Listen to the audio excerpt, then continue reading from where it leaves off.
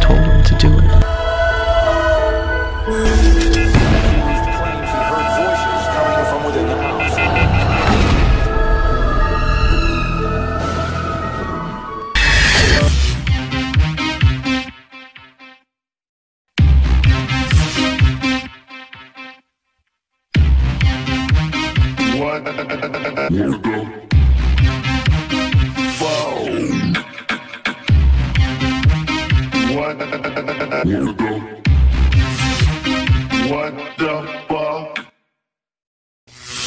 Amityville, a quaint village on the south shore of Long Island, about an hour's drive from the hustle and bustle of New York City.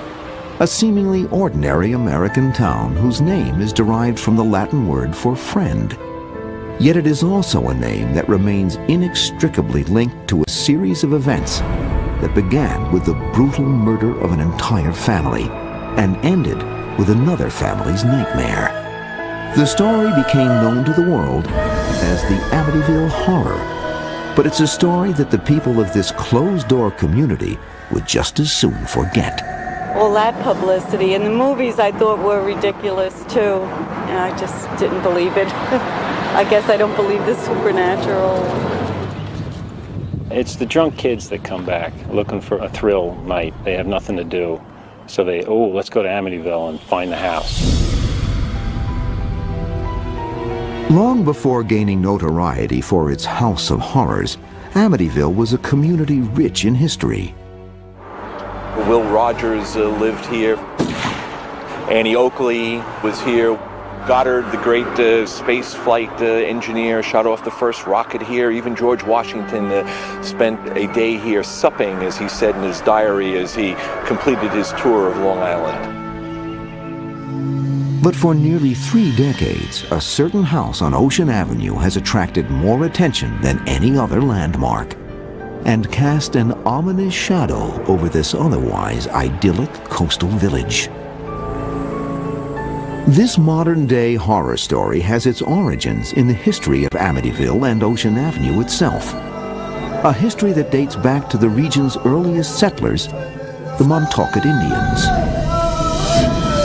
According to legend, the Indians once believed the land now known as Ocean Avenue to be a power spot, perhaps even an area infested by demons.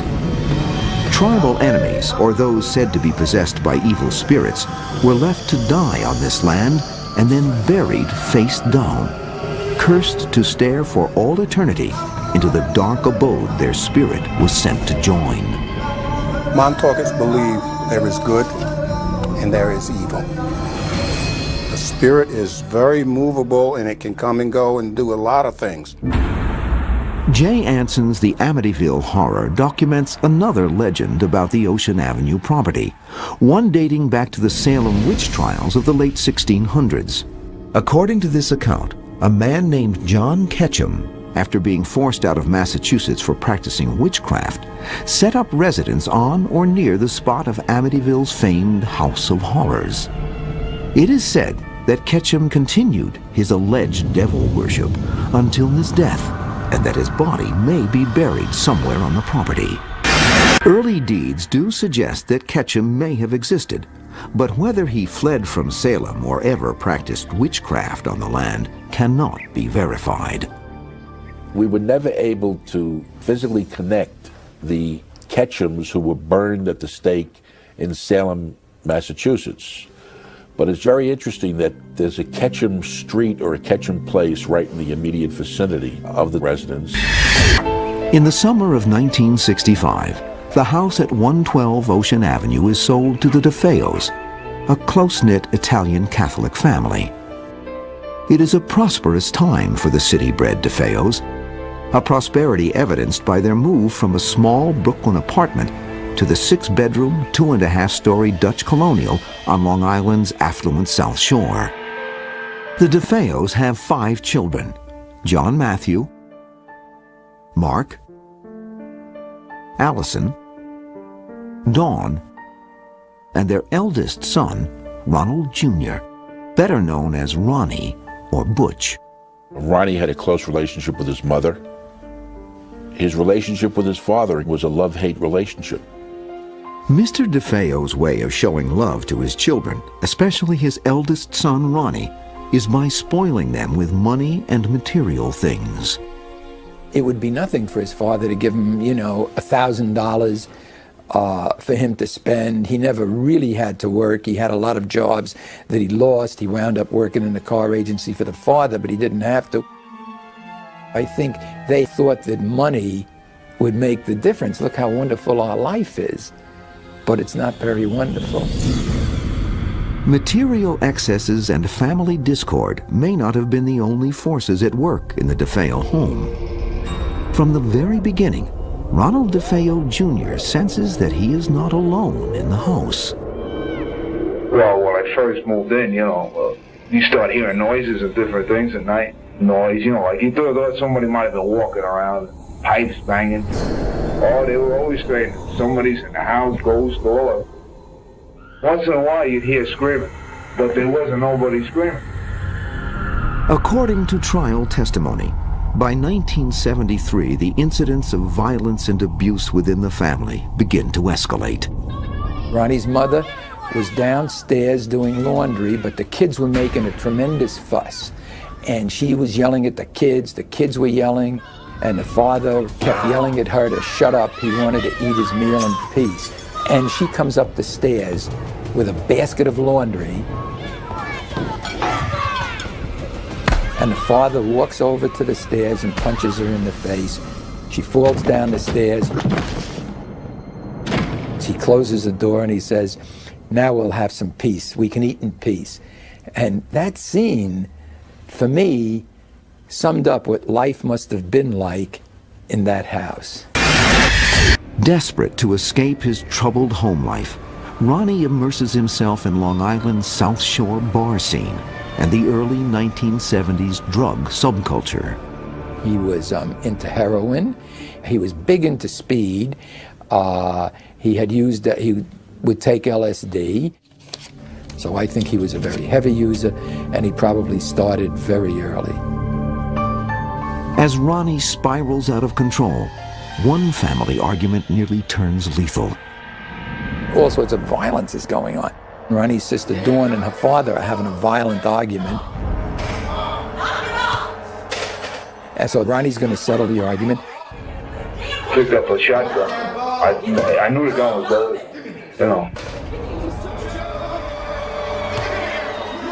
And I said, that is it. Hell, I want to kill him. Hey!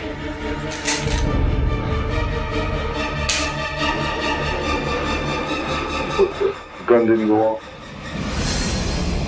And it turns out there are bullets in the chamber, but nothing happened. So the father felt that was the wonderful miracle. His son didn't kill him. In a show of devotion, Mr. DeFeo surrounds the house with religious statuary. But is it divine intervention or something more sinister which impels the family to seek help from the Catholic Church? They felt the devil was in the house. That's what brought all that religion into the house. Mr. DeFeo went to St. Joseph's Shrine 6 months before he was murdered to bring back a priest who would say the prayers of exorcism in his home. And from all the information I learned, candles were toppling over, doors were opening and closing.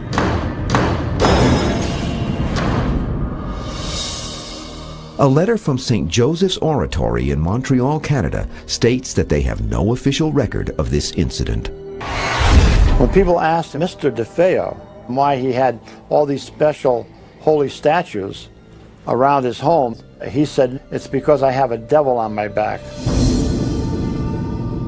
But was Mr. DeFeo referring to the devil incarnate or to his deeply troubled son? Maybe it was fear. Maybe it's that, is it possible that down deep they all loved each other? Or that it's something he didn't want to face, that his son could be capable of murder? Whatever the source of their fear, the DeFeos seem to have an uncanny awareness of the terrible fate soon to befall them. Lynn Nanowitz, the housekeeper to the DeFeo family, stated to me on several occasions during the trial that Mrs. DeFeo told her that there was going to be a terrible tragedy occurring to her family. Desperate to escape his tumultuous home life, Ronnie moves out of the house on several occasions. The problem was that Mr. DeFeo used all his resources, all his connections, to go out searching for his son each time and dragged him back to the home. This was just helping the volcano become more violent within Ronnie. By the early days of November 1974, tensions in the household reach a breaking point. Just days before the murders, he and his father had an argument where his father referred to him as a devil. It came close to blows. Ronnie stormed out. And you know, to say, if I don't get out of here, I'm going to kill all of you. And he did. November 13th, 1974. While his family sleeps, 23-year-old Ronald DeFeo Jr. sits in a darkened room watching television. The television program he was watching was an army movie called Castle Keep. And in this picture, the last 15 to 20 minutes is complete destruction of the American and German troops. Ronnie said that during this movie, he heard his family members whispering, and he thought or believed that they were conspiring to kill him. At or about the end of the movie, he said that a person with black hands appeared and gave him the rifle. And he went ahead and he proceeded to shoot each member of his family. No, I shot my father first, then I crossed over into my mother's bed. After that, I tell you honestly, I couldn't stop if I wanted to. I couldn't put the gun down. So I felt somebody was inside moving me. He went into another room and shot his two younger brothers. Then he went in and shot his younger sister.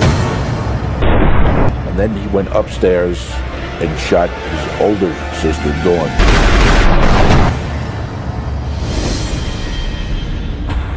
When it is over, 6 members of the DeFeo family, Ronald Sr., his wife Louise, daughters Dawn, 18, and Allison, 13, and sons Mark, 11, and John Matthew, 9, lie slaughtered in their beds.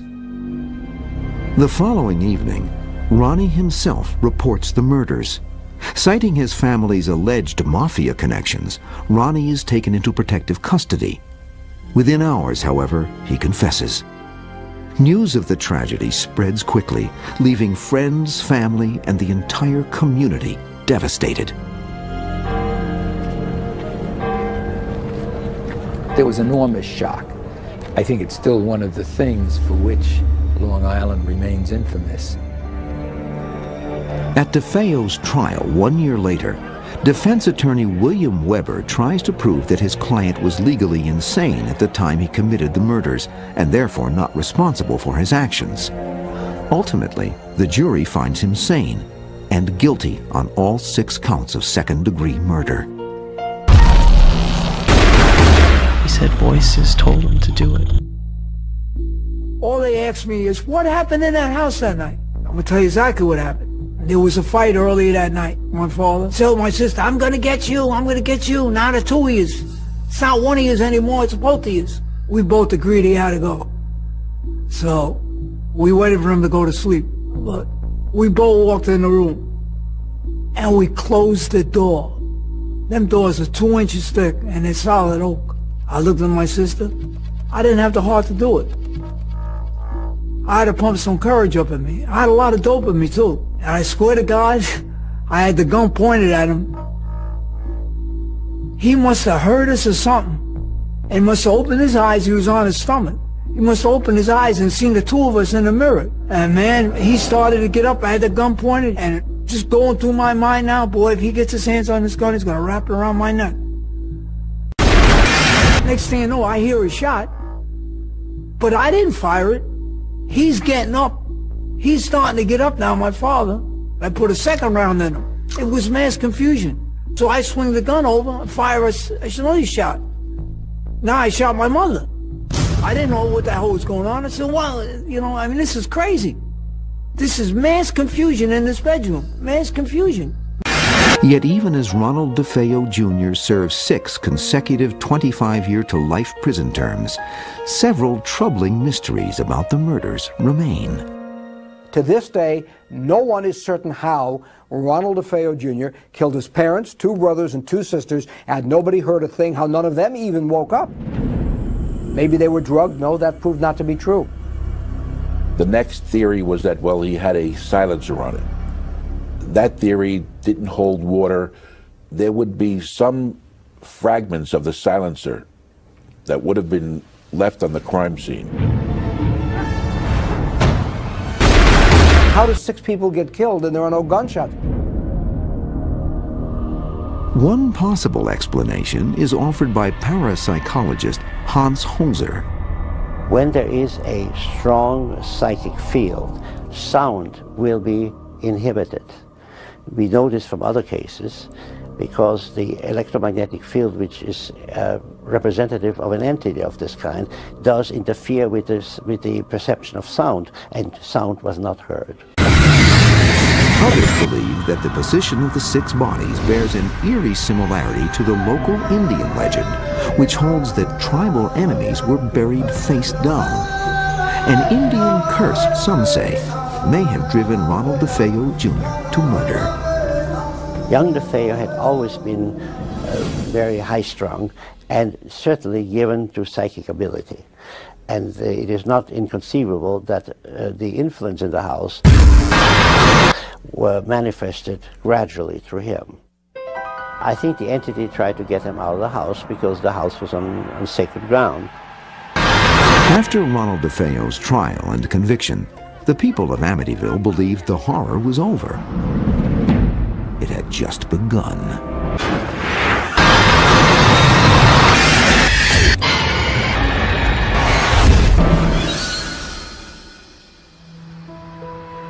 In the summer of 1975, newlyweds George and Kathleen Lutz begin house hunting on Long Island.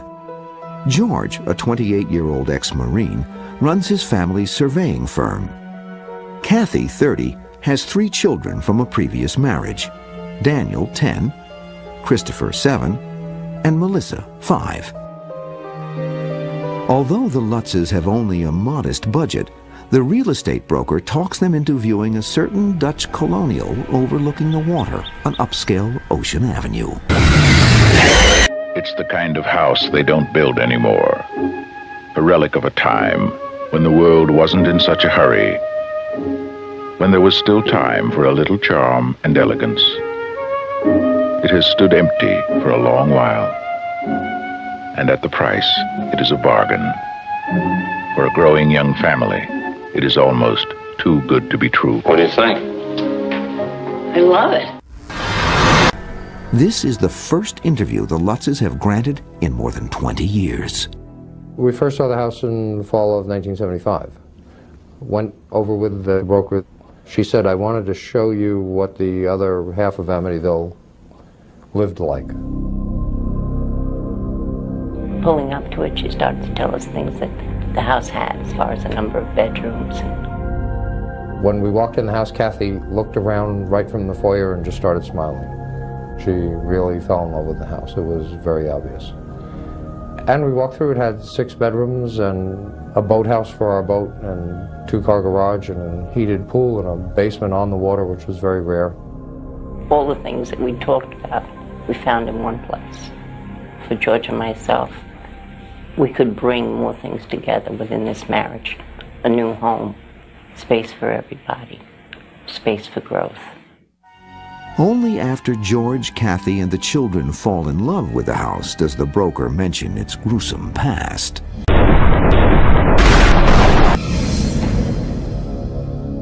And she explained to us about the DeFeo massacre and wanted to know if that would change our view on the house at all.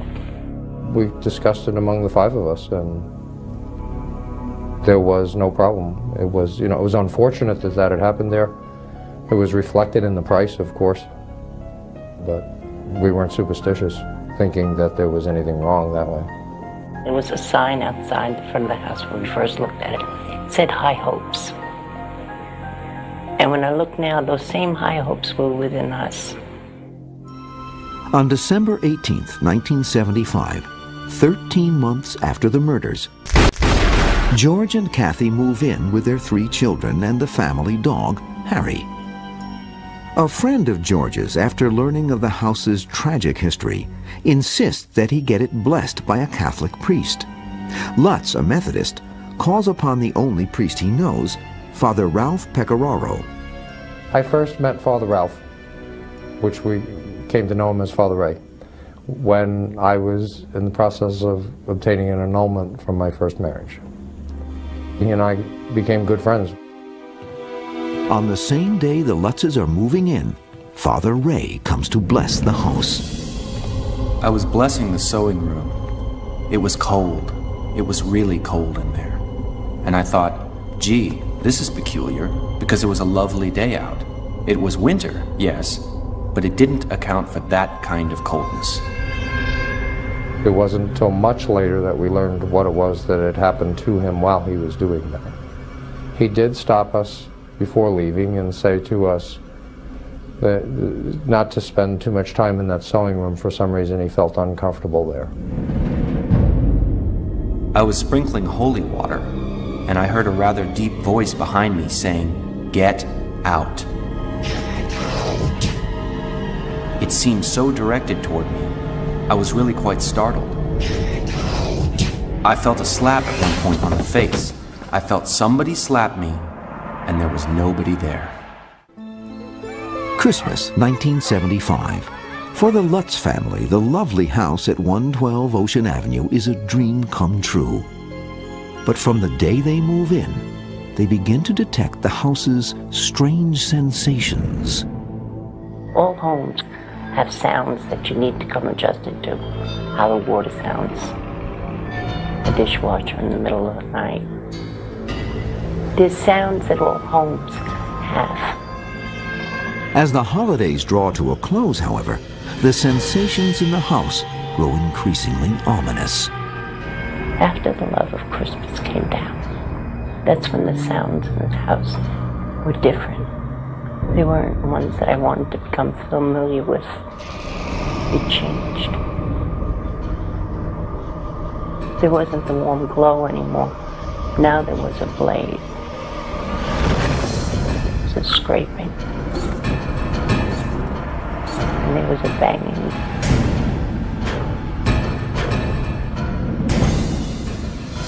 The children who had been anticipating a holiday were now anticipating different things that brought a fear onto their face. We each saw things so drastically different than the person right next to us that it was very hard for us to communicate even as a family. When I look back, sometimes I describe it like a 3-ring circus, each one being in their own room or their own area of the house, experiencing for themselves something different than what the other person was. George is attacked by a sensation of intense cold. He compulsively builds fires in the living room fireplace, but he can never get warm enough.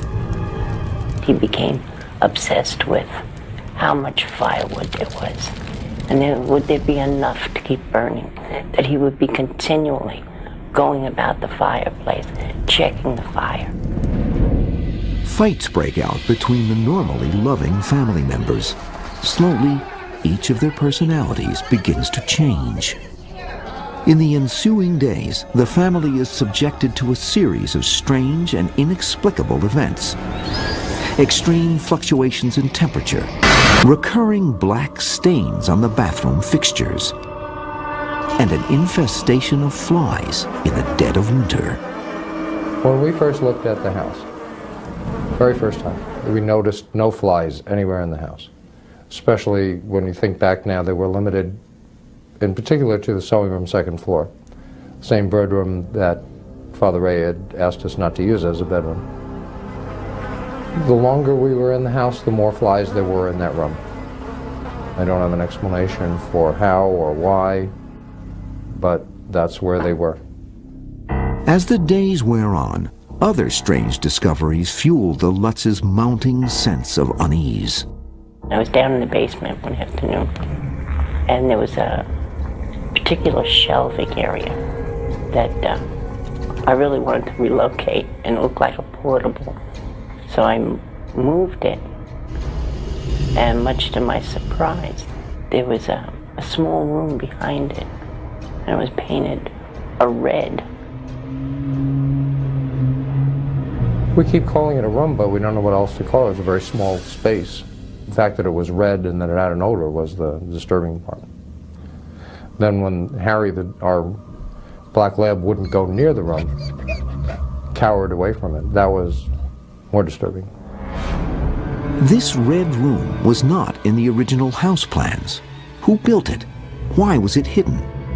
Soon the Lutz's puzzlement turns to abject terror. Night after night, George is snapped awake at 3:15 a.m., the established time of the murders. While Kathy is plagued by nightmares in which she relives the horror of the DeFeo tragedy.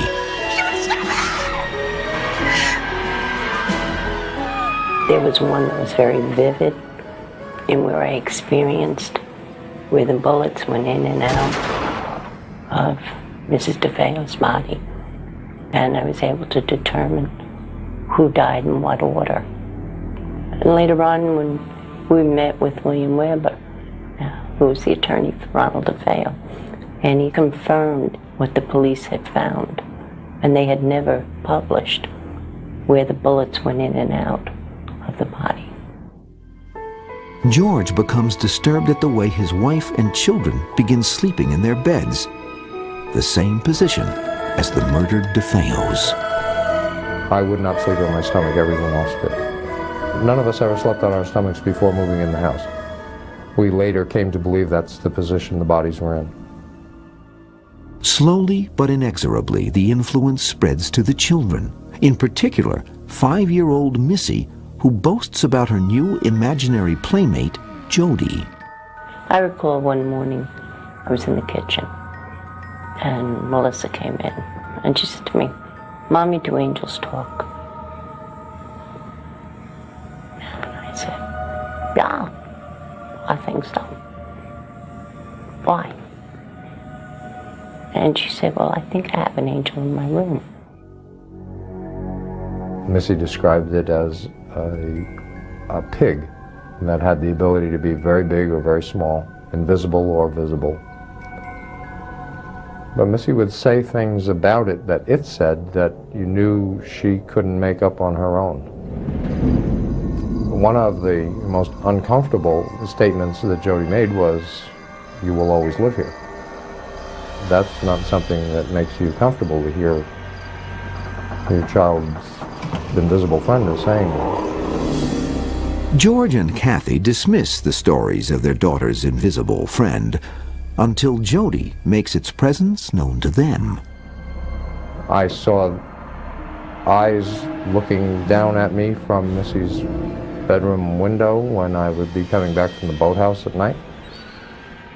I would run into the house, run upstairs, and there'd be nothing there. There would be times that Missy would be sitting on her bed talking, and you'd walk past, and you'd see the rocking chair moving, but Missy was on the bed. There were a couple of times that we saw eyes from the outside looking into the house.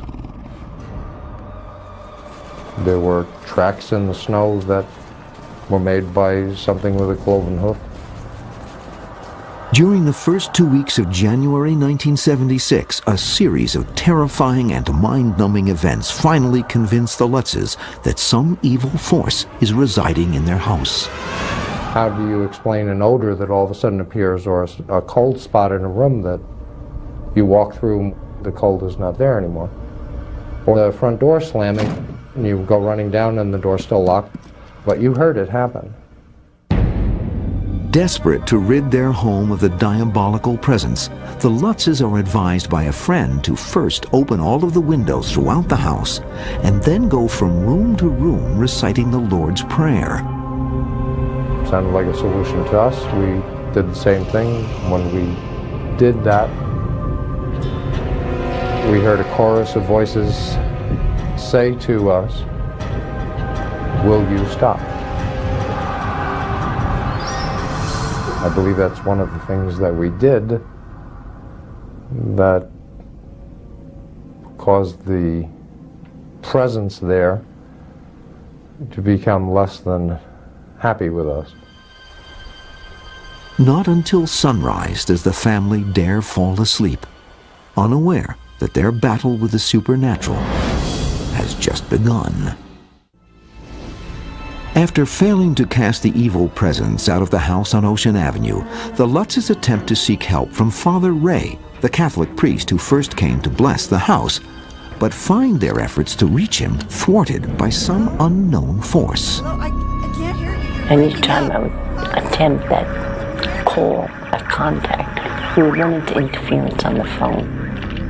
There were times when Father Ray would attempt to call us, and the connection again would be broken up with static. After we left the house, Father Ray told the story of sitting in the Chancellor's office and just discussing the possibility of helping us in some way, and hearing the heat come up in the pipes and the radiators, and the incredible chill, cold that came into the room. And he said all we were doing was discussing it when this started happening. After again attempting to bless the house on their own, the Lutzes experience a night of horror they say they will never forget. The last night they would ever spend in the house. Never do the Lutzes discuss the specific events of that night. The memory, they say, is still too disturbing. We left the house because the house became uninhabitable. As far as we were concerned, there was no reason to stay there anymore. There were too many things happening too often and confronting us constantly. Those specific events are not something that we try to sit down and explain to anyone else. That's why the book was done, so that that's not something that we have to go through anymore. To describe fear and the depth of what fear can do within you is hard to verbalize. To describe evil, which has no boundary, is hard to present.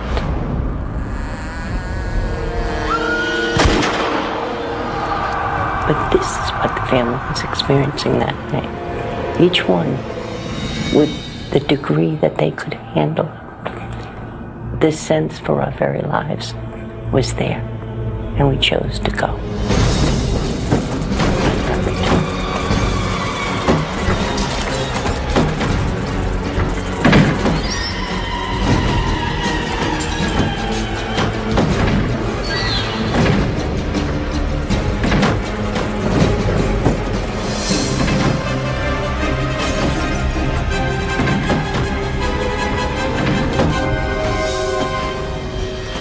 On January 14, 1976, 28 days after moving in, the Lutzes flee 112 Ocean Avenue, abandoning the house and everything they own. Despite the certainty of a huge financial loss, George and Kathy decide to return the house to the bank and sell all of their personal belongings at auction. We couldn't eradicate that which was there and didn't want to be responsible for passing it on. We bought the house for $80,000. It had a mortgage of $60,000. We had put another $4,000 or so down at the closing. When the auctioneer took care of the contents of the house, I think we netted $1,600, something like that, from the sale. We moved to California and we started over. One of the instructions we received was that there was one item that we could take out, but anything else would not have been healthy for us. The one item that we had was a large cedar box that had been built by George's grandfather.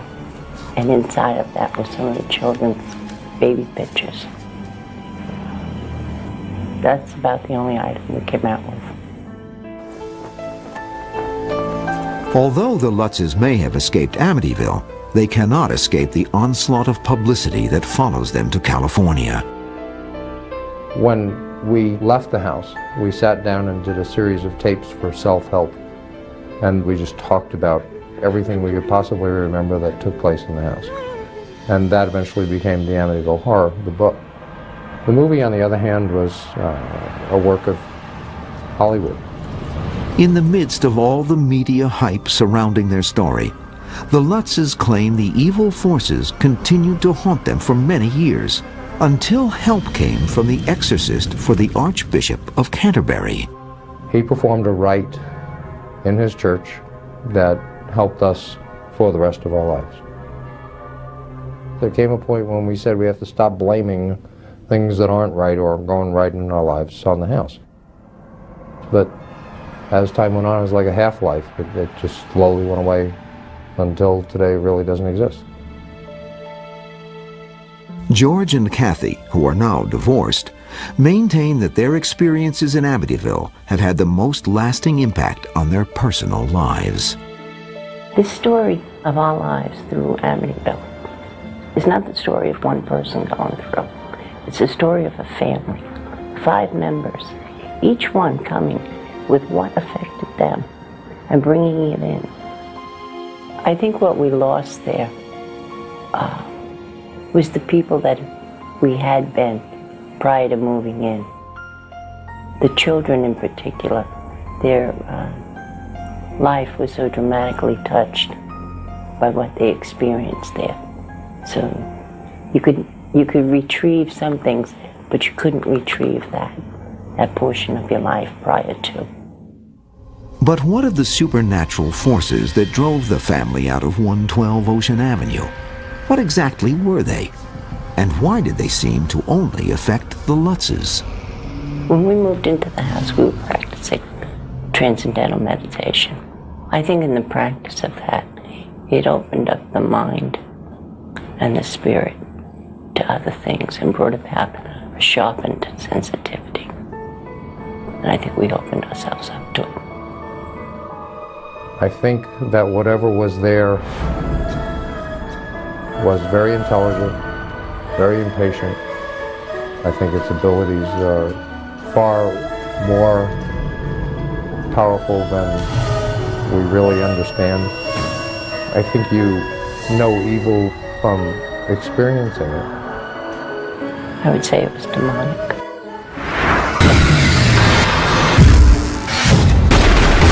He said voices told him to do it.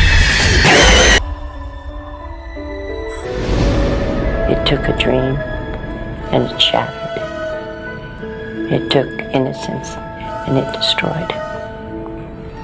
And it was out for life itself.